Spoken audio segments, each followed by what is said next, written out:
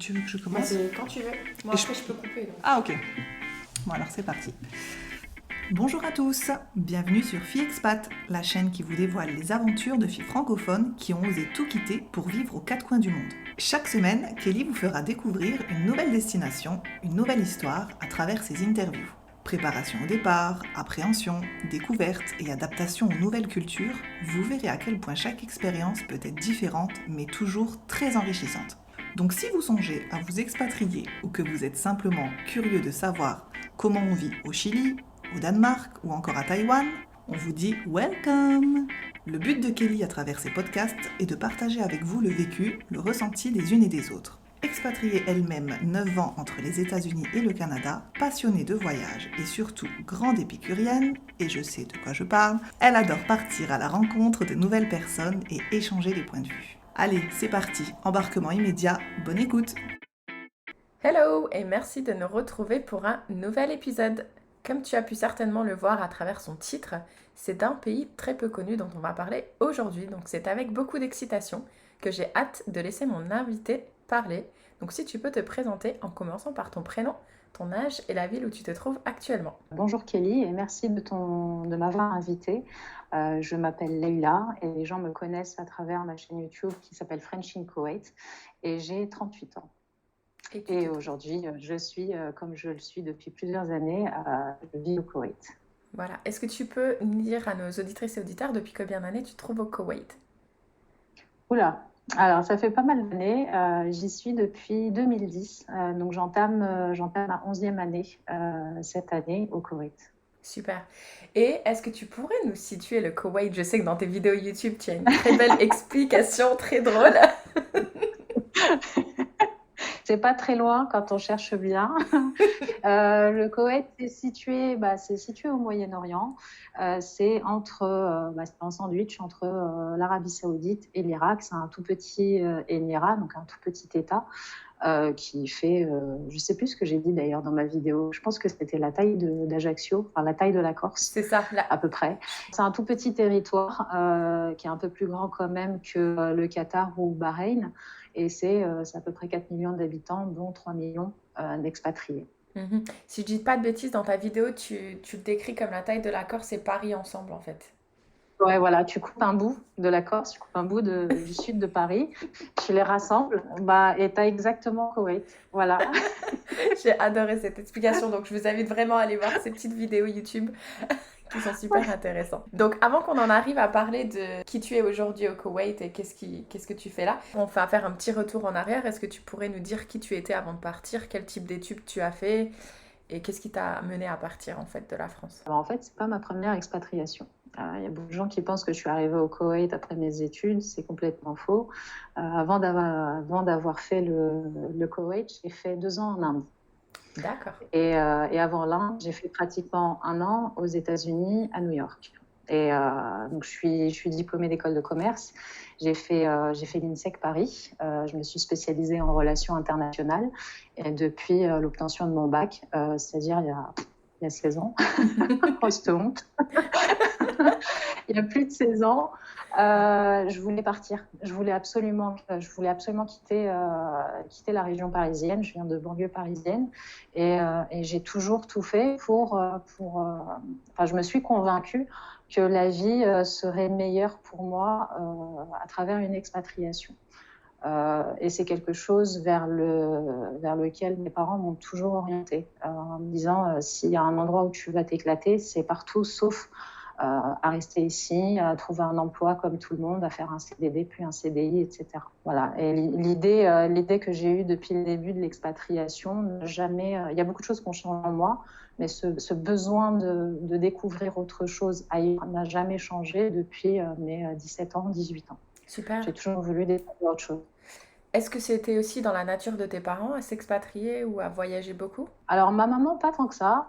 C'est une personne très terre-à-terre qui est très bien dans son petit chez elle. C'est quelqu'un de très timide, un peu comme moi d'ailleurs au début. Par contre, mon père, oui, c'est quelqu'un qui a toujours voyagé, qui a toujours voulu découvrir d'autres personnes, d'autres cultures. Il parlait, franchement, je ne sais plus combien de langues il parlait, mais il pouvait discuter avec tous les touristes qui traînaient sur Paris sans aucun problème. Il adorait ça. Pour lui, c'était rester à la maison ou rester autour de son domicile ou dans un périmètre contrôlé. C'était être emprisonné un peu. Il avait besoin à chaque fois de voyager, de voir autre chose.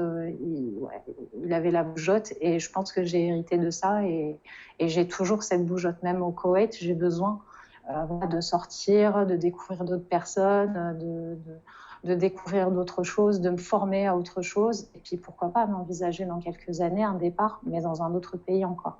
D'accord. Donc toi, du coup, la première expatriation que tu as fait, donc c'était aux États-Unis, c'est bien ça? Ouais, je me suis expatriée, je suis partie en stage et je ne sais pas ce qui m'est arrivé. J'ai été retenue après mon stage pour un emploi et je suis restée. Je suis restée quelques mois. Je me suis éclatée dans un secteur qui n'était pas du tout dans quelque chose que j'appréciais. C'était dans la mode et c'était en tant qu'à l'époque publiciste. Donc c'est un peu l'ancêtre de tout ce qui est marketing digital finalement ou de community manager. En tout cas, c'est la définition que cette entreprise avait donnée à ce métier-là. Et puis, ouais, je me suis vraiment éclatée, j'ai vraiment adoré. C'est là que j'ai appris à apprendre correctement à parler en anglais, à découvrir les différents accents. Je suis rentrée en France pour terminer mes études. Et dès que j'ai eu mon diplôme, j'avais qu'une idée en tête, il fallait que je parte. Et la dernière année de mes études, je me suis tellement ennuyée en cours que j'ai fait un deuxième master à la Sorbonne. Je sais pas ce qui m'est arrivé. C'est la raison pour laquelle je suis partie en Inde par la suite. J'ai fait géopolitique Asie du Sud. Waouh! Pas savoir pourquoi, mais j'ai adoré. Et donc, quand j'ai eu mes 2 diplômes pratiquement à 3 mois d'intervalle, ouais, il fallait absolument que je parte et que j'aille voir ce que c'était de moi-même et que je me fasse une idée des choses et de comprendre l'expression qui dit, parce qu'il y a une expression qui est connue, c'est comme une femme. Tu peux pas l'aimer, enfin tu peux l'aimer, tu peux la détester, mais tu peux pas savoir pourquoi. Tu peux pas comprendre, elle est trop compliquée. Et c'est l'image que j'ai eue un peu après ma formation, après mes études, de comprendre pourquoi les gens détestaient tant l'Inde, pourquoi les gens comparaient tout le temps l'Inde à la Chine, etc. Et puis finalement, pourquoi tout le monde défendait l'industrie chinoise, les sociétés offshore en Chine et pas forcément celles qui étaient en Inde, alors que pour moi, s'il y avait bien un wagon qui devait avancer lentement, mais beaucoup plus durablement, c'était l'Inde, il fallait que j'aille voir de moi-même. D'accord, super. Donc toi, partir et te préparer à t'expatrier, c'était pas quelque chose que t'appréhendais? C'était quelque chose qui t'excitait, qui t'aidait à te lever le matin? Ouais, Ouais. ouais, complètement, ouais. Ouais, c'était ma motivation, sachant que quand j'ai fait mes études en école de commerce, j'étais dans dans une classe pionnière. C'était une classe pionnière d'apprentissage. Donc c'était la première école de commerce qui proposait des contrats en alternance pour aider au financement des études, parce que j'avais pas les moyens de payer les 3 années. J'avais déjà payé la première année à crédit, c'était pas donné, donc continuer les 2 autres, c'était vraiment pas dans mon budget. Même si j'avais obtenu des autorisations de crédit, etc. C'est voilà, quand tu veux faire une école de commerce, payer 10 000 euros quand tes parents gagnent un dixième, c'est pas évident. Et donc quand il y a eu cette opportunité de rejoindre une classe comme celle-ci, j'ai fait OK, pourquoi pas. Et donc en parallèle, j'étais apprentie. Et j'ai rejoint une petite PME sur Paris et j'ai travaillé en informatique de gestion. Et cette entreprise-là était au courant des premiers jours, les gars. Quand je trouve une opportunité à l'étranger, je me casse. Et c'est exactement ce qui s'est passé. Un an après mes études, j'ai rejoint cette société en CDI. Et un an après, je me suis cassée. Et cette opportunité, elle est arrivée comment? Pur hasard, parce qu'à l'époque, on était loin des réseaux sociaux comme maintenant. On n'était pas du tout. Aujourd'hui, tu cherches un emploi en tant qu'expatrié, tu vas sur LinkedIn, tu commences à regarder par rapport au pays, etc. Déjà, ça commence à te donner une petite idée du marché du travail de telle ou telle région. À l'époque, c'était beaucoup moins développé, même sur LinkedIn, même sur les moteurs de recherche, les sites de recrutement, c'était beaucoup moins fréquent. Et j'étais partie sur des forums, en fait, pour communiquer sur l'Inde, pour essayer de comprendre un petit peu, je ne sais plus quelle thématique je recherchais sur ce forum. Et je suis tombée sur un gars super sympa qui montait sa société à l'époque en Inde, qui voulait la lancer à Chennai. Et puis on a discuté pendant 2-3 semaines. Puis la 3e semaine, il m'a dit « Est-ce que tu veux me rejoindre ?» Troisième semaine, j'ai obtenu ma première prime sur un contrat que j'avais réalisé dans la boîte. Je fais, écoute, j'ai ma prime, c'est parti, je me casse. Ah, Et je suis génial. partie. J'ai détesté les 4 premiers jours. J'ai regretté, j'en pouvais plus. Je me suis dit, mais qu'est-ce que je fous là? Et puis finalement, on s'est dit, Chennai, c'est pas du tout le bon endroit. Essayons de monter à New Delhi. On est monté à Delhi. Et là, ça a été un kiff total. Je trouve super intéressant ce que tu dis parce que oui, je crois qu'il y a une dizaine d'années, LinkedIn, ça devait même pas exister. Mais du coup, le networking, en fait, se créer des réseaux et commencer à parler avec des gens, les opportunités, elles vont s'ouvrir. Exactement. Et après, il faut se lancer et c'est pas évident. Moi, j'étais extrêmement timide, donc derrière mon écran, voilà, je voyais pas d'autre façon en fait de comprendre le pays, à part passer par des forums, comprendre un petit peu ce qui se passe pour les expatriés qui étaient là-bas. Et encore, je savais même pas qu'on s'appelait expatriés. Pour moi, c'était des gens qui allaient dans le cadre de leurs travaux, de leurs emplois à l'étranger pour un temps donné et puis revenaient. À aucun moment, je me suis dit, si je montais une boîte là-bas ou si je montais mon projet professionnel, j'étais encore loin de tout ça. Et pourtant, c'est ce que j'ai fait sur place. Mais il faut se lancer. Alors, je sais que ça ne veut rien dire pour les 3/4. Il n'y a que les gens qui l'ont fait qui disent ça. Tant que tu ne l'as pas fait, tu ne peux pas comprendre. Pourtant, c'est la vérité. Quand on veut s'expatrier, il faut se lancer. Ce n'est pas une question de budget. Ce n'est pas vrai. Moi, je suis partie, j'avais 1 500 € en poche. Et quand je suis arrivée au Koweït, j'étais pas mieux. J'étais encore en pire état. Mais quand on veut vraiment quelque chose, en tout cas quand on veut s'expatrier comme ça, il faut se lancer. Il faut pas croire qu'il nous faut un super carnet d'adresses, qu'il nous faut 50 000 numéros de téléphone, qu'il faut prendre des rendez-vous partout à l'ambassade. C'est faux. Il faut un billet d'avion, il faut un Airbnb ou un appart-hôtel pendant quelques jours. Et puis, il faut se mettre, excuse-moi du terme, mais il faut mettre un coup de pied au cul.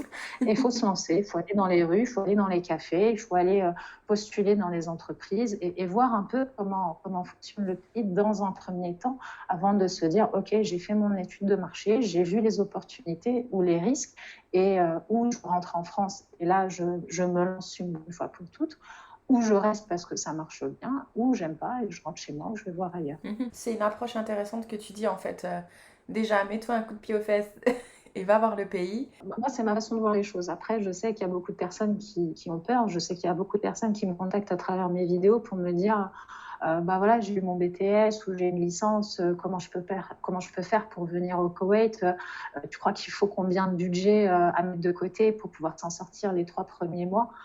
C'est clair qu'il faut un budget, surtout quand tu viens au Koweït ou aux Émirats Arabes Unis, tu ne viens pas avec 1 000 € pour 3 mois de séjour, ce n'est pas possible. Ou alors, attends-toi à vivre un moment dans la rue ou dans ta voiture parce que ce ne sera pas envisageable. Mais si tu as un peu d'économie, et quand je dis un peu d'économie, ce n'est pas avoir 20 000 € dans tes poches pour tenir un mois. Si tu as un CDI et tu sais que voilà, tu peux casser ton contrat ou ton licenciement arrive dans les prochaines semaines, tu sais que tu vas te retrouver avec 2-3 mois de salaire et c'est vraiment ton rêve, c'est ton objectif, tu sais où tu veux mettre les pieds, fonce, prends ton billet et jette-toi à l'eau. Et alors en plus, si tu as de la chance, sachant qu'en ce moment, les offres d'emploi, je ne sais pas toi, mais moi j'en vois de plus en plus pour l'étranger par rapport à la France. Ouais. Si tu as une offre d'emploi qui t'intéresse, de près ou de loin, que ce soit la société qui t'intéresse ou c'est le boulot qui t'intéresse ou c'est le pays tout simplement, teste. Ouais, au moins tu as déjà un pied dans le pays. Exactement, une fois que tu as le pied à terre qui est confirmé, rien d'aller ailleurs, de voir qui sera le plus offrant ou le plus intéressant pour toi. Et puis ça te permet de découvrir la culture, le pays, le marché du travail et puis le business, parce qu'il y a de plus en plus d'entrepreneurs qui utilisent ce tremplin de l'emploi pour se dire, voilà, mon projet en fait c'est plutôt de monter ma société dans tel et tel secteur, mais je me lance en tant qu'employé dans telle entreprise. Et puis, si au bout d'1 an ou 2 ans, je vois que ça ne me plaît pas, j'aurais ramassé un certain nombre, d'une épargne de X dinars ou X euros ou X dollars. Et puis, je l'investirai dans mon projet professionnel depuis la France ou depuis tel pays. Bon, moi, j'ai fait les choses à l'envers en Inde, mais bon, je ne savais pas tout ça. Parce que toi, du coup, tu es arrivée en Inde, tu as essayé de monter ton entreprise, c'est ça? Ouais, moi, j'ai monté mon entreprise. Je l'ai montée très, très, très vite. Ça a duré... la procédure est assez longue. Pour ceux qui connaissent l'Inde, c'est...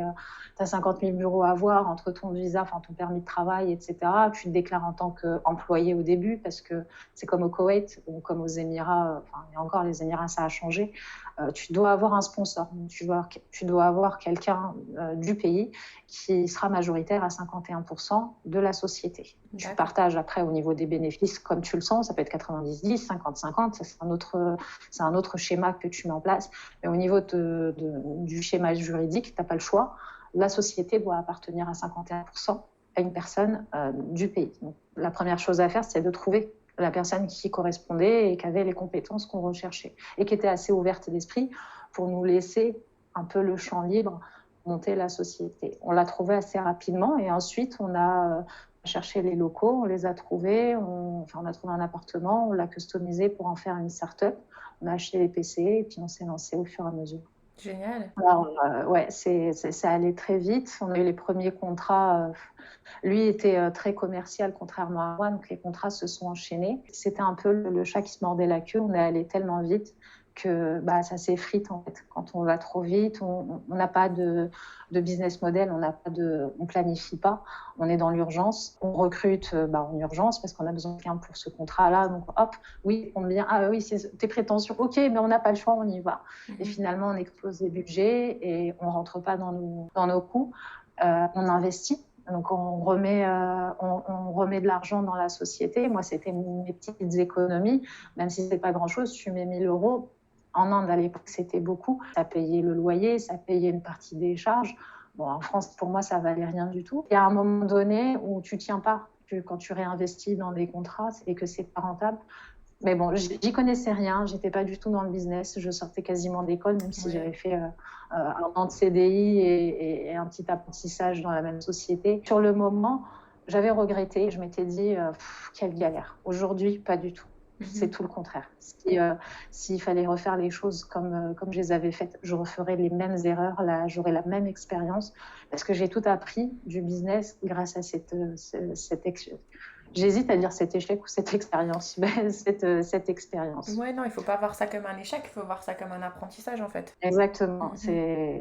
Mais il faut passer par là. C'est pas parce qu'on vous dit lancez-vous, jetez-vous à l'eau, allez-y, que tout va fonctionner. Il y aura des échecs, il y a des moments où ça ne va pas marcher, il y a des moments où vous allez vous retrouver avec un compte en banque de zéro, sans possibilité de rentrer chez vous, avec, un loyer impayé pendant 2 mois. Ça fait partie des risques de l'expatriation. L'expatriation, ce n'est pas tout rose. Ouais.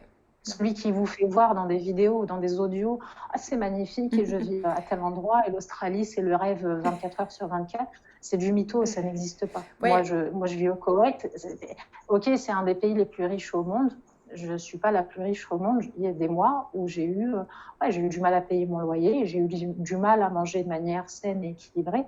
Ça fait partie de la vie. Qu'on soit en France ou à l'étranger, c'est pareil. Quand on galère pour de vrai. C'est peut-être même plus à l'étranger parce qu'on n'est pas chez nous. Ouais, après ceux qui partent avec un contrat d'expatriation comme moi j'avais fait quand je suis arrivée à Chicago, où du coup là j'ai été servie sur un plateau, on m'a tout servi, donc ça a été facile, voilà, ça a été facile entre guillemets, mais c'est quand même pas si facile parce que moi je me souviens avoir été m'acheter un lit chez Ikea. Vas-y pour monter un lit Ikea toute seule. Moi j'ai fait tout l'appart. Ouais, et je suis devenue tellement addict. Quand tu dois tenir les trucs là, normalement t'es à 2. Tu te dis bon. Oui, t'as le petit dessin qui te le dit en plus en première page. Si vous n'êtes pas 2, lâche l'affaire. Donc non, tu utilises les cartons, tu trouves des systèmes D. Mais tu utilises les murs. Ouais, c'est ça.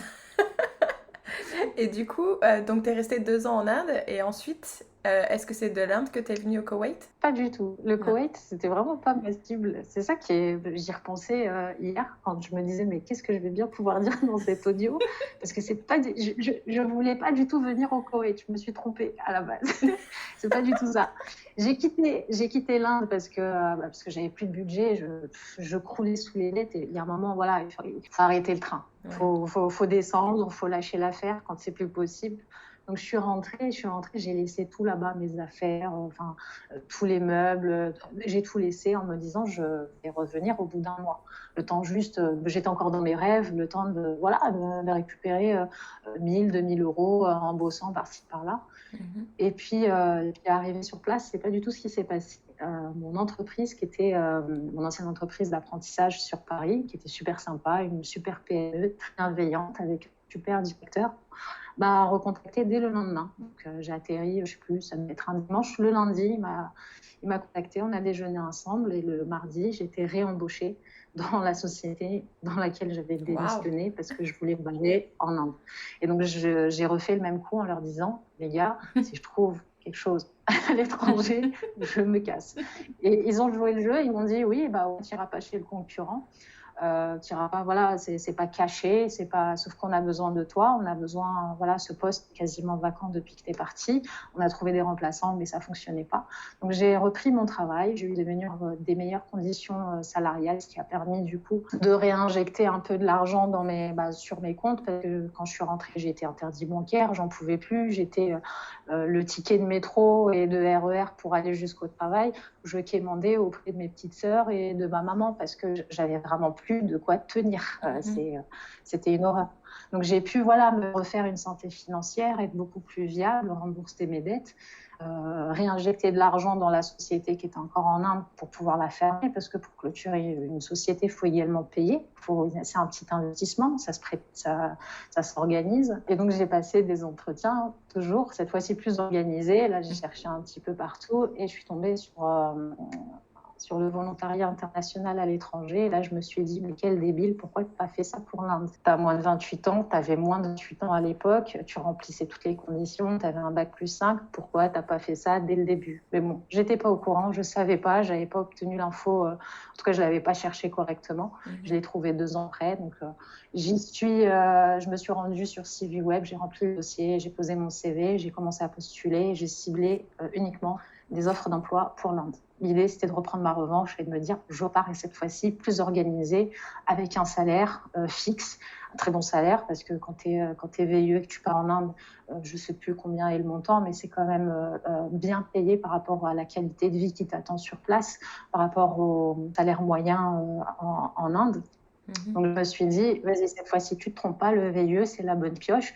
Et puis après, tu fais 1 an, tu fais 2 ans, et puis si tu kiffes vraiment, monte ta société ou sois embauché par la société qui t'aura confié le projet ou les projets en tant que VIE. Et donc, j'ai postulé plusieurs entreprises. Il y en a une en particulier qui a retenu mon attention. Et c'est marrant qu'on ait discuté juste avant sur ArcelorMittal, parce que c'était pour ArcelorMittal. Ah, excellent! Il y a plein de points communs. Le monde est petit. Hein. Ah non, mais c'est incroyable. J'aime assez.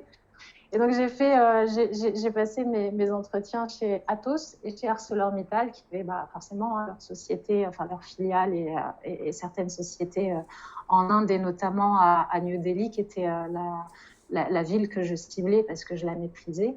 Et puis, je me suis vite rendu compte que la concurrence était rude. Il y avait pas mal de candidats. Je n'étais pas la seule à chercher à partir en Inde. On était nombreux à l'époque. Et j'ai fait un entretien, on devait être 40, un deuxième entretien, on devait être 40, troisième entretien à l'écrit avec un dossier à rendre au bout. C'était une étude de cas, il y en avait pour 2 heures de travail ou 3 heures de travail, de filer les ordis à l'époque. On est ressorti, il restait 10 candidats, j'ai été toujours shortlistée et jusqu'à arriver en fait aux 3 candidats.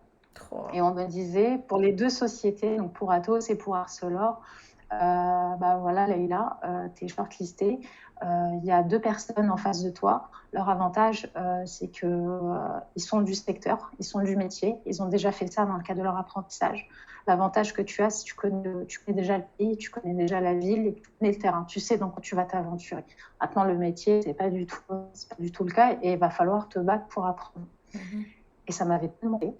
Je suis ressortie de ces 2 rendez-vous. C'était surtout celui d'Atos. J'étais vraiment dégoûtée en me disant, mais tout ça pour ça, j'arrive dans les 3 derniers. Et ça va me passer entre les doigts comme ça parce que je ne suis pas du secteur. Je pourrais apprendre. J'ai bien appris à monter une société. Ok, je me suis cassé la figure, mais ça montre que j'ai eu ce courage, cette indécence de tenter l'aventure. Donc, je peux le refaire une 2e fois. Puis en VIE, qu'est-ce qui craint? Rien. On est en totale sécurité. Et donc, je pars comme ça, sur un coup de tête, sur CV Web. C'est le truc que je me rappellerai toute ma vie. Je rentre à la maison, je vais sur CV Web. Il y avait mon père qui nous adresse à peine la parole en général, qui est très, très calme, et qui me dit, mais qu'est-ce que tu fous? Pourquoi tu vas en Inde? t'as pas suffi, ton expérience en Inde, tu peux encore te casser la gueule. Et je sais pas ce qui m'est arrivé. Je dis, mais tu veux que j'aille où? Et je vois pas d'autres endroits. Il me fait, bah écoute, repars aux États-Unis, va en Angleterre, c'est à côté. L'Espagne, tu pourrais rentrer toutes les 2 semaines. Et puis essaye le Moyen-Orient, quoi. Après tout, ce sera peut-être plus facile pour toi là-bas qu'en Australie ou en Inde. Ouais, enfin, au Moyen-Orient, il n'y a personne qui va me recruter. Je ne parle pas arabe, en tout cas pas suffisamment. J'y connais absolument rien. Et ma formation, c'était tout sauf le Moyen-Orient. Puis je regarde, et puis la première annonce tombe. Il y en a une première sur Abu Dhabi et la deuxième sur le Koweït. Je postule au hasard. 1 heure après, je suis contactée. Le lendemain, je passe un entretien et je les enchaîne tous dans la journée. Je passe 8 heures dans leur bureau. Et à la fin de la journée, je suis en face du général manager qui était au Koweït et qui est descendu sur Paris pour rencontrer les candidats. J'étais la 5e candidate, 4 garçons, une nana. Et le général manager me dit en face, et c'est véridique, et un jour il témoignera dans ma vidéo parce qu'il est toujours là. Et il me dit, je ne veux pas de vous parce que vous êtes une femme. Et je sais qu'au Koweït, vous pensez que c'est du sexisme, c'est de la discrimination, mais c'est une galère quand on est une femme, quand on est célibataire et quand on a l'air célibatante comme vous. Ah. Et je me suis dit, mais c'est quoi ce connard? Ouais, et je me retenais à dire connard. Je vais jamais être tenue, mais c'est un cauchemar cette expatriation. Finalement, je suis bien sur Paris et on discute, ça dure 1 heure. Il me parle en arabe, je réponds. Il me pose quelques questions sur ma vie, je réponds. Et il enchaîne avec les 4 autres garçons et il finit un peu dépité. Il me regarde, il me dit, je vais vous retenir parce que vous êtes la seule qui tenait la route. Mais je vous le dis, ça va pas être facile. Vous êtes une femme et c'est pas un pays dans lequel des postes de direction sont attribués aussi facilement à des femmes. Donc attendez-vous à ce que ce soit compliqué. Et je suis partie 3 mois après. Bon, ça va pas si connard que ça finalement. Voilà.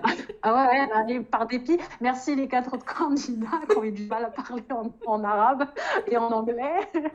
Non, j'ai eu du bol. Après, il était bienveillant. Moi, je l'ai su après parce que c'est vrai. Je le comprends maintenant. Moi-même, si je monte une entreprise ici, je me dirais, si c'est une fille qui me rejoint, ça va être compliqué. Va falloir qu'elle ait les reins solides parce que c'est pas toujours évident. Il faut que la personne ait un certain caractère, un certain charisme et qu'elle se laisse pas marcher. Sinon, elle durera pas. Ou en tout cas, elle pourra pas s'épanouir librement et donner son point de vue librement comme elle pourrait le faire dans d'autres pays. Elle sera pas heureuse. Mais tu vois, comme je te l'ai dit offline avant qu'on commence l'enregistrement, moi j'avais un peu aussi ce sentiment dans mon usine aux États-Unis où justement la femme, dans un milieu, Arcelor, c'est la sidérurgie pour ceux qui connaissent pas. J'avais des hommes qui me respectaient, mais j'en avais d'autres où c'était hors de question. T'es une femme, t'es dans la sidérurgie, tu vas pas m'apprendre à utiliser un tournevis, quoi. Enfin, c'était pas envisageable pour eux. Donc c'est quand même dommage. On est d'accord. Et du coup, l'Inde, il n'y avait pas eu de réponse? C'est moi qui ai donné. Alors aussi, Atos m'a retenue. D'accord. Sauf que l'entreprise, j'avais été sélectionnée, ça s'est passé tellement bien, tellement vite. Et le mec qui était en face de moi était tellement culotté de me dire ça que je me suis dit, tu sais quoi, j'arrive dans 3 mois, je serai là et on va voir si ce sera plus dur pour toi ou pour moi. Ouais. Du coup, c'est moi qui ai contacté les Arcelor et Atos. Arcelor, j'ai pas été retenue. Enfin, je sais même pas en fait si j'ai été retenue ou pas parce que j'ai abandonné en fait ma candidature lors des 3 derniers. Donc je sais pas si j'aurais eu mes chances ou pas. Mais Atos, c'est moi qui les ai contactés en leur disant je continue pas l'aventure avec vous. J'ai été sélectionnée pour le Moyen-Orient et ils étaient contents. Pour moi, le chef de projet m'avait même dit si c'est le Moyen-Orient, je vous souhaite bonne continuation, vous allez vous éclater. Quand je lui ai dit Koweït, il savait pas plus situé que moi à l'époque, mais non, c'était très bienveillant, donc c'était super cool. C'est marrant quand même, comme une petite remarque de ton papa quand même en rentrant d'une journée, ça te fait changer ton futur, quoi. Et puis c'est pas lui qui d'habitude me donne des idées sur mes projets professionnels ou pas du tout. Je ne parlais jamais de mon travail. Il savait pas ce que je faisais exactement. Donc c'est sorti comme ça. Et puis et c'est après quand j'en ai discuté avec eux, quand j'étais quelques semaines avant le départ, ma mère qui me disait mais on était dégoûtés la première fois que tu sois partie en Inde, on ne savait pas trop ce que tu foutais là-bas, ni pourquoi. Et quand tu nous as dit tu vas repartir, t'as bien vu nos têtes, on n'était pas très contents. Et moi je disais non, vraiment j'ai rien vu, j'ai été aveuglée par mon projet et par cette destination en particulier.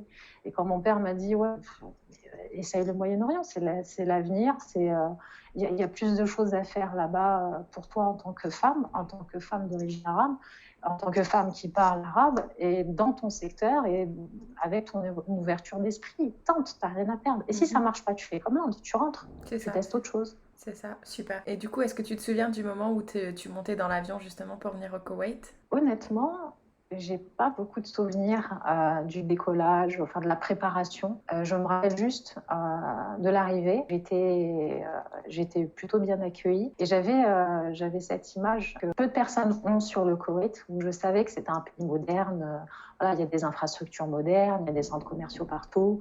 Ok, c'est un pays ennuyant parce que on le sait quand on cherche un peu par rapport au Koweït, ou quand on regarde mes vidéos, l'alcool est interdit, il n'y a pas de boîte de nuit. Voilà, si tu veux rencontrer du monde, bon courage au Starbucks Café, parce que à part ça, enfin des Costa, etc. Mais à part ça, il n'y a pas vraiment de possibilité de rencontrer du monde. En soi, ça reste moderne. Toutes les grandes entreprises sont présentes. Les entreprises françaises du CAC 40 sont pratiquement toutes ici. En tout cas, elles étaient toutes là il y a une époque, en tout cas quand je suis arrivée. Donc, m'inquiétez pas trop. Et j'ai été choquée par une seule chose, c'est la vétusté de l'aéroport face à la modernité qui m'attendait juste après.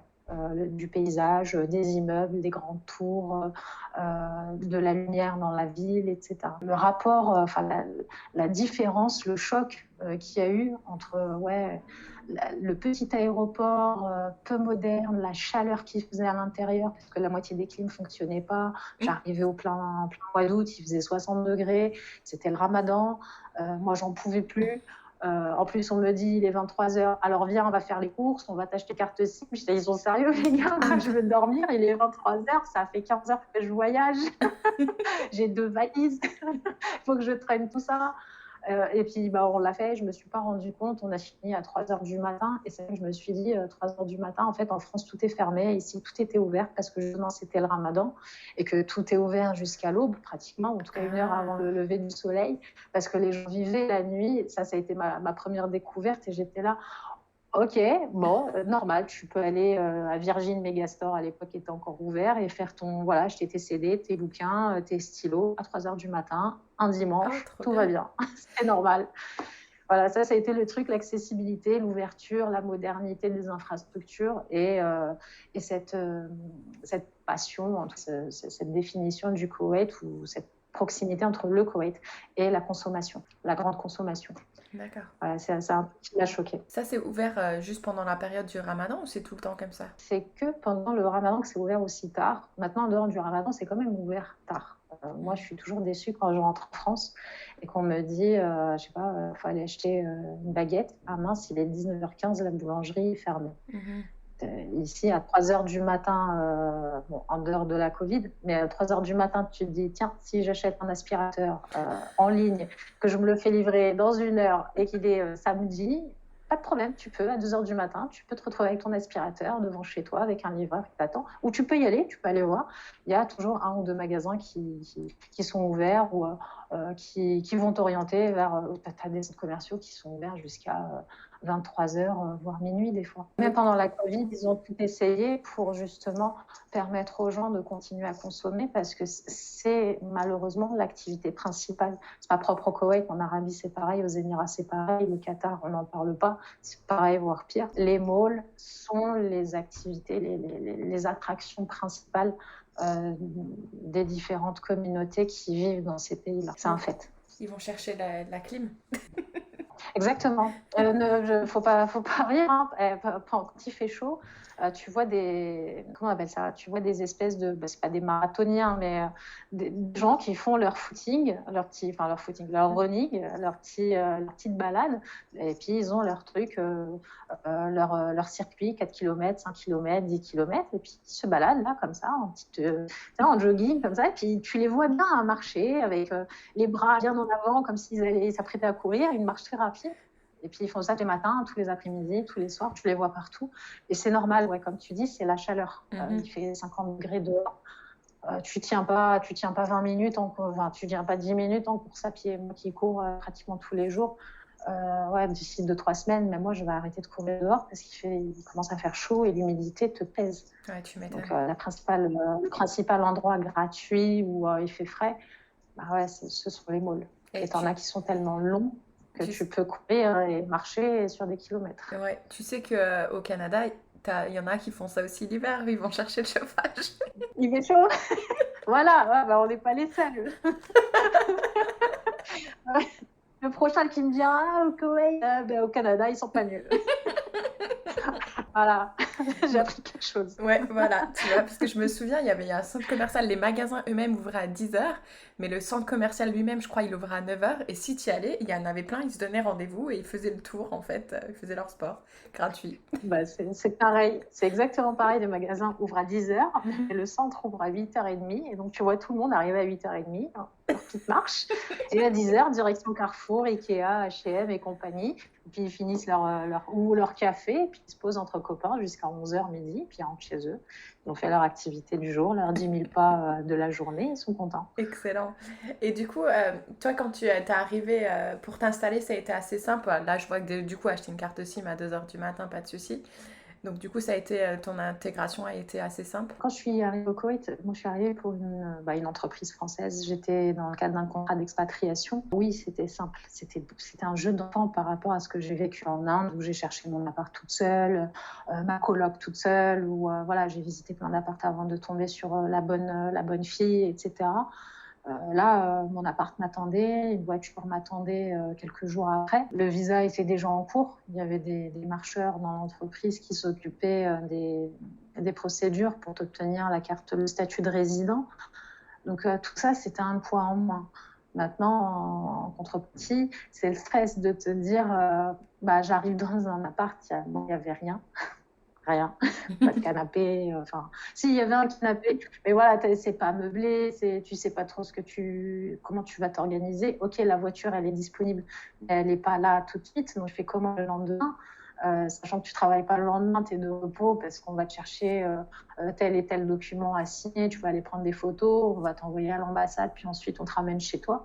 Bon, s'il y a une urgence, si tu as faim et tu n'as pas pris le bon produit la veille en faisant les courses et en achetant ta carte SIM, tu ne sais pas trop en fait. On te pose du point A, qui est l'aéroport, à un point B, et on vient te chercher après-demain. Allez, au revoir.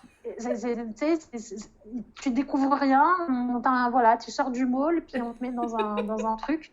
Et puis de ce truc-là, 2 jours après, on te dit t'es prête, il est 7h du mat, on y va. Puis tu sais pas ce qui se passe. Donc, c'est nord-sud, complètement perdu. Bim, on te pose dans un bureau. Voilà, c'est ton bureau. Et puis on commence la journée. Et puis c'est parti pour brainstormer pendant 2-3 jours, voire ça a duré une bonne semaine pour m'expliquer un peu le fonctionnement. Et puis au fur et à mesure, j'ai fait un peu la débrouillarde. J'ai laissé pendant une semaine, je ne pouvais pas conduire parce que tu as les procédures à réaliser, les procédures administratives à réaliser.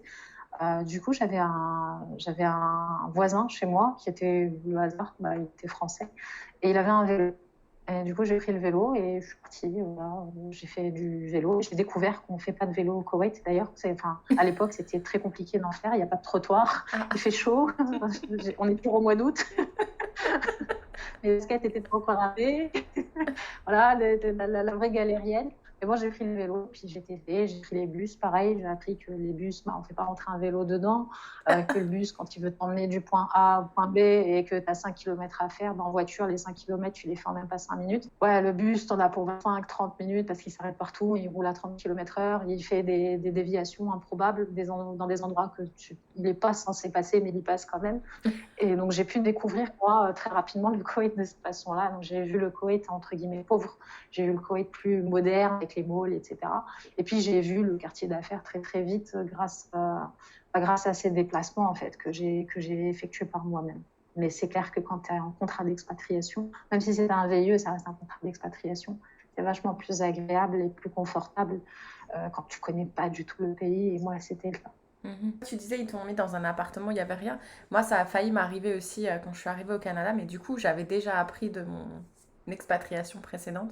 Et du coup, déjà, j'avais exigé qu'on me mette 2 semaines dans un appart meublé, en fait, dans un appart-hôtel, parce que je m'étais dit, il est hors de question. Ouais, le temps que tu choisisses. C'est ça. En fait, moi, mes meubles allaient arriver à un moment donné. Mais bon, déjà, j'avais eu la chance de trouver un appart à distance. Mais ça prend tellement de temps que tu as envie de prendre le temps de faire bien les choses. Donc, je m'étais dit, au moins, si j'ai un appart-hôtel, je peux faire des allers-retours chez moi et faire mon petit truc tranquille. Et puis aussi prendre le temps de pas forcément commencer le travail tout de suite parce que Enfin, il y a tellement de choses qui doivent se passer et puis tu as envie de découvrir et je pense que c'est bien de prendre au moins une semaine. C'est ce que me dit beaucoup de personnes quand elles arrivent au Koweït. Et j'étais bien placée pour le savoir, puisqu'en fait, si on m'avait embauchée, c'était pour accueillir les expatriés et faire en sorte de leur trouver les logements, les véhicules, de m'assurer de la bonne gestion administrative et financière du bureau qui permettait de les accueillir. Et je n'accueillais pas n'importe quelle communauté expatriée, puisque j'étais en charge des militaires. Ah, trop bien. Donc, une communauté qui est exigeante et à juste titre. Mais ça, je ne le savais pas. Moi, je remets le contexte. Paris, l'Inde, je me casse la gueule, je reviens. Voilà, c'est école de commerce, tu vois. Koweït, je sais pas où c'est. Voilà.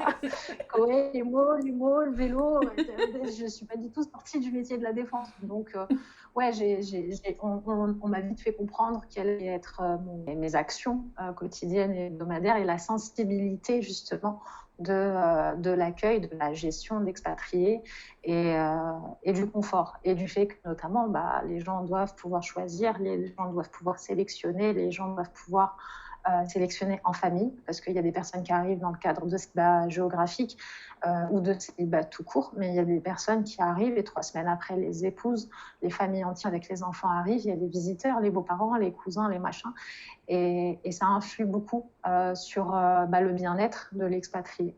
Et ça, c'est quelque chose que j'avais mis de côté au tout début parce que je m'étais dit, moi, je suis arrivée dans un appart où il n'y avait rien. Dans mon petit point là, j'ai rien compris. J'ai demandé le vélo, j'ai fait. Donc, les gens devraient faire pareil. J'ai pas beaucoup de regrets sur mon expatriation, sur mes expatriations, mais celle-ci, cette mentalité, je l'ai trouvée très bête après. Je me suis dit, mais qu'est-ce que t'es nul en fait. Il y a des gens qui ont besoin de ce confort-là et c'est pas considéré pour eux comme un confort, mais comme un... on leur a promis ça dans leur contrat de travail, donc ça doit être honoré. On leur a dit, tu vas pouvoir choisir ton appart, il choisira son appart. C'est pas à toi de le choisir. J'ai mis du temps, moi, à comprendre ça parce que j'étais partie en flux tendu dans les actions, dans le travail quotidien. Je me suis dit, attends, mais qui me casse les pieds, lui. Il vient de son 30 mètres carrés à Paris, il se retrouve ici à 400 mètres dans sa demi-villa avec la vue sur la mer. Mais moi, je n'ai pas vu, je ne voyais pas le côté négatif, je ne voyais pas les défauts des appartements ou des maisons, ni même du mien, parce que pourtant, les défauts, il y en avait pas. Une fenêtre de 30 cm dans un appart de 200 mètres carrés, où tu réfléchis à 2 fois avant d'aller boire de l'eau le soir, parce que la chambre est orientée sud, la cuisine, elle est à l'autre bout. Tu te dis, il va falloir faire 120 pour y aller. Laisse tomber, rendez-vous demain pour boire de l'eau. C'est fou. Il y avait des défauts, mais je ne m'en rendais pas compte. Il y avait un grand manque de sécurité. N'importe quelle personne, livreur ou pas livreur, pouvait rentrer, monter et limite ouvrir la porte de chez toi. Tu mettais un coup de pied, tu étais à la maison. C'est après que je me suis rendu compte, oui, on est dans un pays sûr. Mais bon, si j'avais pu choisir, j'aurais certainement pas choisi cet appartement-là. J'aurais eu mes propres conditions, mes propres critères. Et donc, il y a beaucoup de gens qui regardent les expatriés en disant ils ont des goûts de riches, ou ils sont hyper exigeants, ou ce sont des bébés. Non, quand une entreprise garantit certaines conditions, il faut les honorer, point barre. Carrément. C'est en forgeant qu'on devient forgeron. Exactement. On n'est pas expert, hein. On n'est pas expert en tout cas. Non, on l'est pas. Après, ouais, comme tu dis, il faut du temps. Après, on en a un peu au Koweït, donc on finit par apprendre de ses erreurs. Mais moi, ça a été une petite boutade que j'ai fait au début en sous-estimant les conditions, en me disant ça va. Et j'ai fait partie, ouais, je le reconnais, des gens qui se disaient. En fait, je me considérais pas expat. Je me considérais quand je suis arrivée, je suis la petite aventurière là de par ailleurs, là, de petite banlieue, qui s'est baladée un peu partout, qui parle bien anglais, ok, mais je viens tenter mon aventure et on m'aurait mis dans un studio de 20 mètres carrés ou en coloc avec 3 autres nanas, ça aurait été pareil. Et donc je me disais, si moi je fais ça, c'est normal que les gens pensent comme ça. Et il y a beaucoup de gens qui pensent de cette façon-là en se disant, ouais, moi j'étais dans la mer, je m'en suis sortie, donc tout le monde peut le faire. Non, en fait, tout le monde ne peut pas. On n'a pas tous les mêmes moyens, la même motivation au même moment, avec les mêmes conditions financières et intellectuelles et culturelles, etc. Et encore une fois, quand ton entreprise, elle te dit tu te dois de garantir ça à cette équipe-là, tu le fais, point barre. Carrément. C'est normal que la personne râle ou exige de son entreprise, la fenêtre supplémentaire parce que c'était dans le contrat, ou tant de mètres carrés parce que c'était dans le contrat, ou tel quartier parce que lors de leur entretien d'embauche, on leur avait dit qu'ils allaient pouvoir choisir et être dans ce quartier-là. Voilà, ça, je le comprends, je ne le comprenais pas avant. Et ben voilà, comme ça t'aura appris quelque chose. Et du coup, pour en revenir Exactement. tu sais, quand tu passais les entretiens, ils te disaient que tu allais avoir du mal en tant que femme. Est-ce qu'en effet, ça a été compliqué? Je pensais honnêtement que ça allait être compliqué. Il m'a tellement fait peur avec ça. Après, moi, j'ai un caractère assez trempé, même si je suis très timide. En général, on m'embête une fois, on m'embête pas deux fois. Mais je me suis dit, vas-y, on va voir. et c'est vrai que tu tombes dans une entreprise, c'est dans le secteur de la défense. Tu n'as que des militaires, tu n'as pas une nana autour de toi. Tu es la seule. Et tu te rends compte au fur et à mesure que vous êtes, je parle de salariés, puis on était en fait 5. Puis après, tu vois les gens qui travaillent sur leurs différents chantiers, etc., ou sur les bases. Donc, tu commences à compter, tu dis, finalement, on est 50. Puis non, on est 100. Ah, puis il y a les sous-traitants. Donc en fait, on est 350. Attends, on est 349 mecs pour une nana. C'est chaud quand même. Oh, waouh. Et c'est là que j'ai commencé à comprendre. Puis, tu sais, tu as des entretiens, tu as des rendez-vous le matin avec certaines personnes qui demandent qu'on ait des réclamations ou des questions ou des avancées de projet et des comptes rendus à faire. Donc, tu les rejoins sur le lieu de travail ou ils viennent te voir au bureau. Et puis là, tu vois quand il y a une tension, qu'effectivement, tu n'es pas en position de force en tant que femme et surtout en tant que non-professionnelle du secteur. Tu es personne. Et donc, la seule façon de s'adapter et de t'intégrer à l'équipe, c'est soit par la force des mots, par présence, etc. Soit tout simplement, tu laisses couler. Tu écoutes une fois, tu écoutes deux fois. Puis quand tu trouves une solution à un problème qui est posé, qui n'est pas forcément évident à résoudre au sein de l'équipe, composée à 99,9% d'hommes, tu proposes ta solution et puis tu fais rappeler à tout le monde que c'est une pauvre nana qui l'a trouvée. Et quand moi ça m'est arrivé, en tout cas j'ai mis un petit peu de temps, mais j'ai fini par trouver la solution. Quand c'est arrivé, mon intégration s'est très très bien faite. J'ai eu beaucoup de chance. Ça devait être sympa quand même de voir une petite nana débarquer toute sympa qui a envie d'aider. Oh, c'est gentil. Alors petite, ouais, je frôle les 1m80. Ah ouais, c'est vrai, on se voit pas, écoute, moi j'ai assumé que t'étais petite. Mais ouais, après, je pense qu'il y a le physique aussi qui joue, justement. J'ai les cheveux courts. Moi, quand je suis arrivée au Koweït, et même en Inde d'ailleurs, j'avais le crâne rasé. Ah ouais. Donc voilà, t'as des gens, ça choque. C'est pas des pays culturellement habitués à avoir des crânes chauves ou des cheveux très très courts. Surtout à l'époque pour l'Inde et même pour le Koweït. Moi, il y a des gens qui m'interpellaient dans les magasins pour me dire si j'étais malade, 2, si j'étais une rebelle, 3, si j'étais lesbienne. Parce qu'il y a ce lien toujours entre les cheveux courts et l'orientation sexuelle de la personne. Ça pouvait choquer même entre collègues de travail. Moi, pendant des mois, j'avais un collègue, c'était un amour aujourd'hui, il vient à la maison toutes les semaines pratiquement, alors que je ne suis plus dans cette entreprise-là. Mais il ne me parlait pas. Pour lui, je n'étais pas quelqu'un de bien, parce que, j'étais une fille, 2, j'étais célibataire. Je n'avais pas mon père avec moi, je n'avais pas mon cousin, mon frère, mon mari, surtout. Il n'y avait pas de mari. Et pour moi, c'était hors de question d'en avoir un à l'époque. Et tu n'avais pas de cheveux. Donc, j'étais la rebelle, tu vois. J'étais, les mecs se disaient dans le bureau, en plus c'était un peu le leader du groupe de 3-4 qui traînait à chaque fois avec moi. Donc il me diabolisait à chaque fois du regard et à un moment on s'est expliqué et j'ai parlé en arabe avec lui et puis ça s'est très bien passé. Et puis j'ai rencontré ses parents, puis j'ai découvert qu'en fait les collègues c'était pas juste des collègues, c'était tous ses frères. Donc voilà, s'il y en avait un qui me validait, les autres me validaient et l'équipe était magique, ils étaient géniaux. C'est ma plus belle expérience professionnelle. On dit toujours on ne juge pas l'habit, non le moine, non, c'est quoi l'expression? L'habit ne fait pas le moine. Mais c'est vrai qu'après, c'est un comportement humain qu'on a tous. Quand quelqu'un de nouveau arrive, exactement. C'est ce qu'on voit en premier, c'est le physique, c'est l'apparence. Donc, on va quand même juger en quelque sorte. Bah oui. En tout cas, pour le Koweït, la normalité, elle est encore très présente dans les mœurs. L'ouverture d'esprit, elle existe, mais il faut y aller, quoi. Il faut forcer le passage. Et moi, aujourd'hui, je ne suis plus la seule.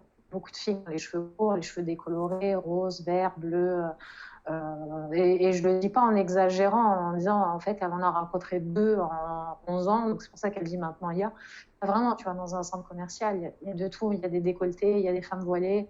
Il y a des femmes voilées et en dessous, elles ont un crâne aussi, enfin des cheveux aussi courts que les miens et blond platine. C'est beaucoup plus ouvert. Mais à l'époque, ça surprenait toujours quand on allait déjeuner, faire des déjeuners d'entreprise à l'extérieur et qu'il y avait des serveurs qui me disaient bonjour monsieur. Ça faisait rire tous les collègues parce qu'ils étaient là, putain, ils se sont encore trompés avec toi, c'est bonjour madame. Oh, wow. J'ai fini par m'habituer, mais ouais, c'était bonjour monsieur, alors que tu arrives avec tes talons de 8 cm, ta jupe, voilà. Ouais, et puis ton visage, T'es une fille, ça se voit. Oui, t'as un visage féminin. Ton visage, ton rouge à lèvres. Et en fait, non, il y a cette image de, voilà, bonjour monsieur, ah non, pardon madame. Et moi, ça me faisait rire. Alors, tout le monde n'aurait pas réagi de la même façon que moi. Moi, j'ai laissé couler et il y a des moments où je ne laissais pas couler en disant bah non, je suis désolée. Tu as dit monsieur, tu t'excuses, c'est madame. Tu voudrais que je t'appelle moi, bonjour madame, avec ta barbe de 26 jours. Non, bah, c'est pareil. Ouais, ça me dérange. Donc, tu dis pardon et surtout, tu corriges ta phrase et tu recommences depuis le début. Puis il y a des gens où ça me faisait rire, où je dis oh, c'est pas grave, laisse tomber. Au contraire, c'est rigolo. Voilà, mais je pense que ça joue. Voilà, c'est pour ça qu'on parlait des cheveux courts. J'essayais de trouver le fil. C'est une question de personnalité, de charisme, d'attitude, comme tu disais.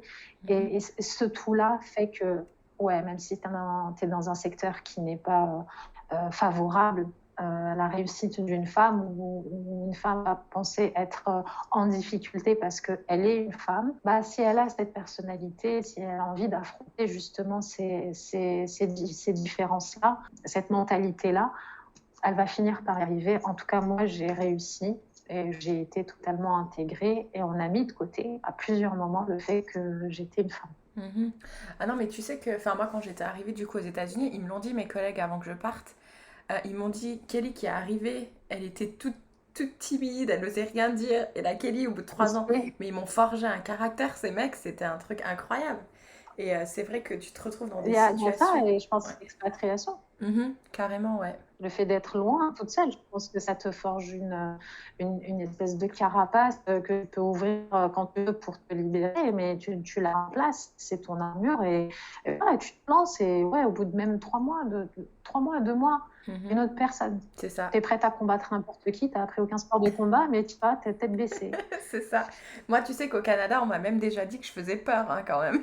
Oui, moi, on me le dit souvent. Pourtant, je suis gentille, je comprends pas. Moi aussi, j'ai dit, mais j'ai jamais frappé personne, je comprends pas. Je fais peur et j'ai un cœur. J'ai pas d'armes, tout va bien. C'est ça, moi aussi, ça m'arrive de pleurer des fois, vous savez. Je suis humaine. En général, quand j'attaque avec les mots. Hein. J'attaque pas avec les mains, ne vous inquiétez pas. En tout cas, si ça m'est arrivé, c'est que c'était justifié. Mais bon, mais je pense que ça forge, oui, l'expatriation accélère. Moi, l'expatriation me fait passer à l'étape d'adulte. Même si c'était tard pour moi, parce que du coup, je suis partie tard en Inde ou au Koweït. Mais c'est là que j'ai découvert que c'était être une adulte responsable, qui va devoir faire des sacrifices, faire des concessions entre ce dont elle a besoin et ce qu'elle veut. J'ai découvert cette différence-là. On ne t'apprend pas à l'école, on ne te dit pas attention, quand tu vas arriver dans le monde du travail, il y aura ce dont tu as besoin, en tout cas ce dont ton entreprise a besoin, ce qu'elle veut. Il y aura tes besoins, tes envies, il va falloir sacrifier l'un des deux pour pouvoir satisfaire le reste. Et ce choix-là, il va se faire en fonction de tel et tel et tel critère. Ça, on ne donne pas la réponse. Même si tu as fait un doctorat, tu n'as pas la réponse. C'est la vie qui te le donne. Et en expatriation, ça s'accélère, surtout quand tu vas dans un endroit où rien n'est prêt, ou quand c'est prêt, finalement, toi, tu n'es pas prête. Donc, tu as un mécanisme intellectuel à mettre en place pour essayer de faire forcing par rapport à tes habitudes, tes peurs, etc. Et ça te fait grandir. Moi, j'ai pris des années en quelques mois en Inde et encore des années en quelques mois ici au Koweït. Peut-être même plus ici au Koweït. C'est super. Et du coup, tu disais que quand tu es arrivée en Inde, les 4 premiers jours, tu t'es dit qu'est-ce que je fous là ? Est-ce que tu t'es dit ça à un moment donné quand tu es arrivée aussi au Koweït ? Ah non, pas du tout. Là, c'était le contraire. J'avais peur de me dire... Et puis, mon père m'avait dit, tu sais, si tu n'aimes pas, tu rentres. Donc, dans ma tête, j'étais là...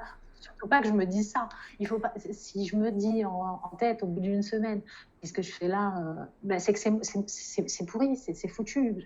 Prends un billet retour et rentre en France. Après tout, tu es en VIE, tu es là que pour quelques mois, allez, une année, allez, maximum 2 ans. Ouais. Puis après, tu rentres chez toi, vite fait, bien fait. Et non, pas du tout, parce que très vite, j'ai rencontré un autre VIE qui travaillait avec moi dans la même entreprise, mais dans un domaine différent et sur un site différent, donc on ne se voyait pas tous les jours. Super sympa. Et ce copain-là, en fait, que j'ai rencontré, avait déjà un groupe d'amis français et francophones, et il m'a tout de suite présenté à ces personnes-là. Et je me suis tout de suite bien intégrée, en fait, dans le groupe. On est très complémentaires. Et on a formé notre petit groupe de 6-7 personnes. Et on ne s'ennuyait pas, en fait. Il n'y avait rien à faire au Koweït, dans le sens où on ne pouvait pas aller dans des bars, dans des soirées. On s'en foutait, on allait à la plage, on se faisait des barbecues jusqu'à pas d'heure, on était sortis dans le désert à dormir sous les tentes tout un week-end. On se louait à 25 ou 40 un petit bateau parce qu'on n'avait pas les moyens de se mettre tous sur un petit truc hyper cher. Donc on mettait chacun nos 30 euros tirés du fond de tiroir de fin de mois, parce que moi, même si je gagnais bien ma vie en tant que VIE, j'avais encore mes dettes, donc j'essayais de serrer la ceinture au maximum. Et finalement, on ne sentait pas du tout la difficulté, entre guillemets, de la gestion de l'ennui. Bien au contraire. Et à aucun moment, du coup, je me suis dit, je m'ennuie, mais qu'est-ce que je fous là, mais je devrais rentrer, ma famille me manque. Non, surtout que ma famille, même si elle me manquait, elle est vite venue me rendre visite régulièrement. Et moi, j'ai eu, grâce à l'entreprise, des facilités pour pouvoir rentrer régulièrement. Donc, j'ai pu rentrer, eux ont pu venir me rendre visite, se faire une idée du pays, contrairement à l'Inde où ils n'ont pas pu mettre les pieds parce que je n'avais pas les moyens de gérer leurs arrivées, l'accueil, les 2 semaines de vacances, etc. C'était juste inenvisageable. Donc, même eux ne savaient pas. Quand je disais que je suis en Inde, ils y croyaient en fonction des photos que je mettais sur Facebook et surtout de ce qu'on leur disait à la télé sur France 5 ou Arte, dans des micro-reportages sur le Taj Mahal, etc. Voilà, c'est un peu le stéréotype du truc. Ouais. Le Koweït, c'était pas du tout ça. Ils auraient pu regarder un truc sur le Koweït dans des reportages. La réalité, ils l'avaient au bout de quelques mois quand ils sont venus me rendre visite. Ah, c'est top ça. Donc, j'ai pas eu ces arguments-là pour me dire rentre vite, quoi. Pas du tout. Et donc, du coup, à la fin de ton VIE, tu t'es restée, du coup? Ouais, mon VIE, je suis venue au Koweït pour 1 an, et ça fait 11 ans. Voilà. Ouais, j'ai fait 1 an et l'entreprise a renouvelé une 2e année. Et après la 2e année, ils ont transformé mon VIE en contrat de travail, enfin en CDI. Super. Une question que je pose aussi souvent, comment c'est le système de santé au Koweït, du coup? Comparable au système de santé américain. Allez, tu peux rajouter un 0 de plus à chaque dépense, parce que c'est excessivement cher. Ça fonctionne à l'américaine, le système... tu as le système des hôpitaux publics où c'est quasiment gratuit. Tu as un droit d'entrée en fait, pour rejoindre l'hôpital qui coûte, je crois, c'est 1 dinar ou 2 dinars en ce moment. Et ensuite, ton dossier est créé. Tu peux consulter pratiquement n'importe quel généraliste, la plupart des spécialistes. Et après, en fonction des soins ambulatoires ou des opérations que tu vas devoir réaliser, il y a des frais, mais ça reste accessible. Ça, c'est la partie publique. Très peu de personnes vont en réalité dans les hôpitaux publics parce que on se sent en tant qu'expatrié plus à l'aise dans des cliniques privées parce que les médecins sont internationaux, on présente les diplômes et c'est beaucoup plus accessible, mais c'est surtout beaucoup plus cher. Il y a des spécialités où on ne prête pas attention. Je sais que pour la maternité, au contraire, il y a des femmes qui vont accoucher dans des cliniques qui vont avoir des complications. Et ces cliniques-là n'ont pas la technologie nécessaire et donc vont envoyer via une ambulance en urgence la future maman et le futur bébé vers un hôpital public pour prendre en charge la fin de l'accouchement, parce que c'est là que les moyens techniques vont être mis en œuvre de façon complète. C'est assez impressionnant, mais pour la maternité, clinique ou hôpital, je ne fais pas trop la différence. Pour des soins plus précis, plus précis encore, la maternité, l'accouchement, c'est assez spécial. Ouais. L'ophtalmologie, par exemple, ou tout ce qui est dentisterie, pas photo, clinique privée. Les hôpitaux sont bons à vous arracher les dents. Et ça, je le dis par expérience, pour avoir vu les dégâts que ça peut faire. Mais tu vas dans une clinique, tu te fais arracher une dent ou tu fais voilà, des soins, ouais, ça coûte un bras. Ouais, Je sais pas combien coûte mon bras, mais il coûte cher. Voilà. Mais du coup, il y a plein de bracelets. Ah ouais, c'est une ruine, ça coûte super cher. T'as une assurance quand même? Voilà, donc tu as une assurance qui coûte très cher, enfin tu as plusieurs assurances, tu as surtout deux choix, soit t'assurer localement par ton entreprise sur place qui t'a embauché, et cette assurance en fait, elle est, en général c'est la principale, c'est Golf Assurance, qui est l'assurance des pays du Golfe, et là tu as des forfaits, mais tu finis toujours par payer quelque chose. Donc tu vas payer, c'est un peu comme pour la sécurité sociale ou pour certaines mutuelles, tu vas payer les 80% des frais ou 70% des produits, des médicaments à la pharmacie, etc. Il y a beaucoup de choses qui ne sont pas prises en charge parce que pour eux, ce n'est pas considéré comme essentiel. Et il y a aussi des aberrations dans l'assurance. Ça va être un sujet dans une vidéo que je vais aborder. Il y a beaucoup de gens qui prennent des assurances sans regarder, et quand ils prennent des assurances au Koweït ou même aux Émirats ou au Qatar, ils ne lisent pas toutes les conditions. Et il y a des aberrations du genre si tu te fais opérer de la cheville droite, tu ne te fais pas rembourser de la même façon que si tu te fais opérer de la cheville gauche. Il y a vraiment ça dans certains dossiers. Comme c'est écrit en arabe, les gens ne regardent pas et signent, enfin leurs entreprises vont signer en pensant qu'ils sont couverts.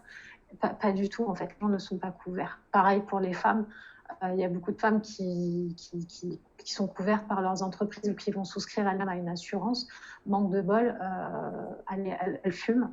Ou manque de bol, elle porte des lunettes comme moi. Ou manque de bol, elle est enceinte. C'est pas pris en charge. Il faut attendre pour certaines 1 an, voire 2 ans de souscription avant de pouvoir bénéficier de son assurance. Donc il y a beaucoup de personnes qui finissent par ne pas en prendre, par ne pas souscrire à des assurances et à faire face aux urgences au jour le jour à travers des crédits à la consommation. Oh, wow. C'est un vrai fléau, la gestion des assurances au Koweït. C'est une vraie problématique. Et au Moyen-Orient de manière générale. Il y a les assurances santé, il y a tout ce qui est responsabilité civile. Il y a beaucoup de problèmes dans les cas d'accidents graves de la route, où on ne sait jamais si on est couvert ou pas. Tout le monde dit, en tout cas toutes les entreprises disent à leurs salariés, mais si t'inquiète pas, conduis la voiture, tout se passera bien. Je doute qu'il y ait beaucoup de salariés, d'expatriés, notamment d'expatriés français, qui soient correctement couverts ou couverts au même niveau que les salariés de leurs entreprises basées en France. Et je pense qu'ils prennent beaucoup de risques quand ils conduisent dans les pays du GCC, en tout cas. Wow, et pas seulement. En Inde, ça doit être pareil. Ouais, c'est un vrai problème pour les entreprises et pour les gens, en fait. Donc, les couvertures sont assez limitées et de plus en plus d'expatriés finissent par ne pas prendre l'assurance. Il y en a de très bonnes, sans aller sur le Koweït. Tu prends AXA depuis la France, tu leur dis que tu es expatrié. Tu es très, très bien couvert. Moi, j'ai été couverte des années avec eux grâce à l'entreprise. Prise en charge excellente. Il t'arrive quoi que ce soit, tu es rapatrié. Moi, ça a été mon cas quand je suis tombée malade. J'ai été immédiatement rapatriée à la salpêtrière. J'ai rien versé. Tout était pris en charge. Maintenant, quand tu veux faire par toi-même, ça coûte 1 bras et demi pour le coup. Et là, tu réfléchis à 2 fois et tu te dis, allez, c'est moi et mon destin, je suis en bonne santé. Au bonheur, la chance, s'il m'arrive quelque chose, je ferai crédit ou je prendrai sur mon épargne ou je demanderai à quelqu'un de m'aider à l'instant T. Il faut être assuré même à minima. Mais je ferai une vidéo là-dessus parce que c'est propre au GCC, c'est très particulier. Super. D'ailleurs, pour rappel, je mettrai le lien de tes vidéos dans la description du podcast. Et du coup, je pense qu'on va arriver à la fin. Ça fait déjà, je crois, 1 heure qu'on est en train de parler. Donc, si tu avais un conseil à donner à une femme ou une famille qui veut venir au Koweït, est-ce que tu leur dirais quelque chose? Ouais, il ne faut pas lâcher. Je sais qu'il y a beaucoup de filles qui... il y a beaucoup de personnes, en tout cas, il y a beaucoup de femmes qui me contactent à travers mes vidéos, même sur mon compte Insta, et qui me posent des questions justement en tant que femme. Moi, je suis une nana, voilà, je suis de Bordeaux, je suis de Marseille, j'aimerais bien, comme toi, et partir au Koweït. Est-ce que tu peux me donner des idées? PS, j'ai super peur, ou je suis introvertie, ou dans ma famille, c'est un peu mal vu de s'expatrier parce qu'on a tout en France. Sortez de votre cocon, lancez-vous une bonne fois pour toutes. Il y a tellement de choses à voir à l'étranger, c'est une chance inouïe. La deuxième chose qui est importante à dire, c'est que toi et moi, je te mets dans le lot parce que tu t'es expatrié. C'est toi qui as décidé, parti avec ton entreprise. Ok, ton entreprise t'a aidé, c'est-à-dire qu'elle t'a garanti un certain confort, comme moi, elle me l'a garanti quand je suis venue au Koweït. Et au niveau confort, j'ai été servie, là, il n'y a pas de souci. Mais il y a aussi beaucoup de femmes qui arrivent en famille. Ces femmes-là, elles ne travaillent pas. Ces femmes-là, elles accompagnent leurs conjoints. Et ces femmes-là, souvent, elles sont mariées, ou en tout cas, elles sont en couple. Elles ont forcément, ou pas d'ailleurs, des enfants. Et elles ont une vie totalement différente de ce qu'on vient de décrire. En tout cas pour ici, pour le Moyen-Orient. Elles arrivent et j'ai eu beaucoup de mal, moi, à comprendre ça parce que j'étais dans le côté très combatif, très actif de l'expatriation. C'est après que j'ai découvert les autres femmes. Et ce sont des femmes qui ne travaillent pas, ce sont des femmes qui vivent parfois l'expatriation comme une véritable dépression, comme une maladie en fait, comme quelque chose qui les empêche d'avancer, qui les empêche de vivre, de relancer leur carrière. Ou tout simplement de travailler. Il y en a beaucoup au Koweït qui sont dans le domaine médical ou de l'enseignement. Alors certaines vont trouver un petit emploi, pas forcément légal, mais bon, ça permet d'arrondir les fins de mois ou d'être indépendantes. Mais du coup, elles sont très dépendantes financièrement et techniquement de leur conjoint. Alors pour beaucoup, ça se passe bien. Elles finissent par s'y habituer, elles finissent même par aimer cette vie-là qu'elles ont quand même choisie en accompagnant leur conjoint. Il y a quand même beaucoup de femmes, quand je dis beaucoup, beaucoup trop, une déjà c'est trop, qui subit l'expatriation. Et à ces femmes-là, la règle devrait être la même qu'une femme qui est active sur le marché du travail en tant qu'expat, qui s'éclate, a 50 000 tâches à faire, qui finit à 22 heures quand on ne peut plus. Il faut se battre. C'est pas parce que vous êtes une épouse, c'est pas parce que vous n'êtes qu'une épouse entre guillemets, que vous n'avez pas de formation entre guillemets, que vous avez un bébé, que vous êtes coincé à la maison. C'est tout le contraire. Vous avez cette chance-là de vous expatrier en famille, et ça c'est quelque chose que moi j'ai pas connu. Et je pense que si j'avais connu en Inde ou au Koweït dès le début, j'aurais vécu mes meilleures années il y a 8 ans, il y a 9 ans, il y a 10 ans. Je le découvre à peine parce que voilà, c'est ma vie, elle est comme ça. Mais je trouve que les gens qui sont en famille, surtout au Moyen-Orient, ont beaucoup, beaucoup de chance. Et notamment ces femmes-là, exploitez cette chance-là, mais ne subissez pas votre expatriation. Ce serait le conseil que j'ai à donner à ces femmes-là. Vous accompagnez, mais vous êtes aussi actrice de votre vie en tant qu'expatriée. Éclatez-vous, il y a plein de choses à faire en tant qu'entrepreneur dans des associations, avec l'ambassade, dans des écoles. Mais il faut se lancer et ne subissez surtout pas l'expatriation. C'est vous tuer à petit feu. Et c'est la pire, la pire façon de vivre son expatriation, je trouve. Très bien dit. Et du coup, pour arriver donc aux questions de la fin, si toi tu pouvais te passer un message, du coup on va te passer le message plutôt au moment où tu partais au Koweït, du coup pas au moment où tu partais en Inde. Est-ce que tu te dirais quelque chose Ne change rien. Fonce. Je pensais, fonce, ouais. Je changerais rien du tout. Je lâcherais rien du tout. Je me suis posé la question chaque année quand je suis arrivée au Koweït. Et chaque année, j'ai rempli mon calepin qui est juste là à côté. Et je l'ai rempli de choses que j'aurais changées.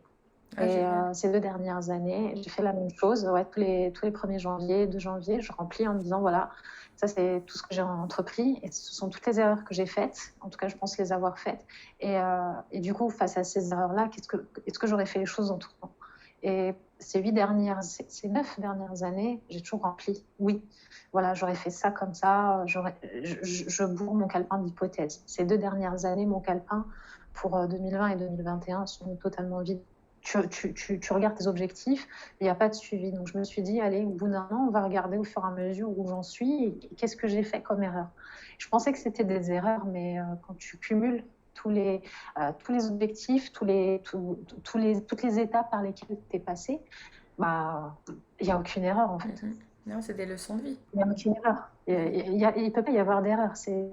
La seule erreur qu'il peut y avoir, et pour l'instant je ne l'ai pas faite, c'est te dire, c'est le destin, c'est comme ça, je touche à rien. Non, on est acteur de sa propre vie, on est d'accord, hein ? Exactement. Il faut être acteur, il ne faut pas subir les choses.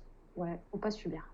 Super. Et du coup, pour conclure cet épisode, est-ce que tu voudrais partager avec nous ta citation préférée ? J'hésite beaucoup. C'est pas vraiment une citation. C'est ce qu'on entend ici. On se doit tous de la connaître. Et pour moi, avant, je détestais cette phrase-là, parce qu'en fait, c'est une phrase. Je la supportais pas. On me le dit depuis que je suis toute petite. Pour moi, ça voulait rien dire. Aujourd'hui, elle a tout son sens. C'est Inch'Allah. Ah, Inch'Allah. pense qu'elle est bien placée.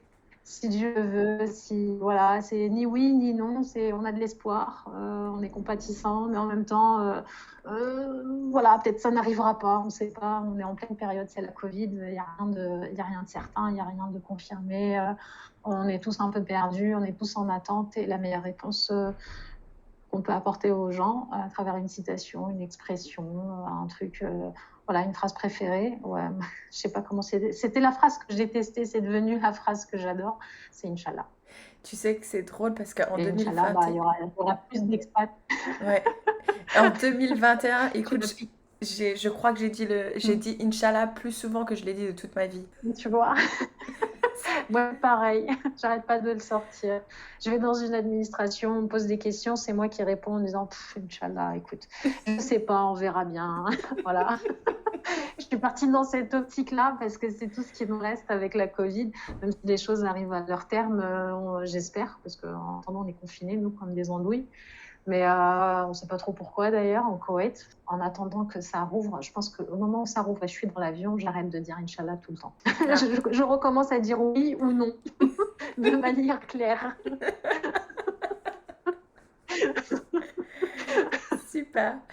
Ben, écoute, merci beaucoup d'avoir partagé tout ça avec nous, toutes tes expériences qui sont vraiment super enrichissantes et tes précieux conseils. Merci à toi de m'avoir invitée.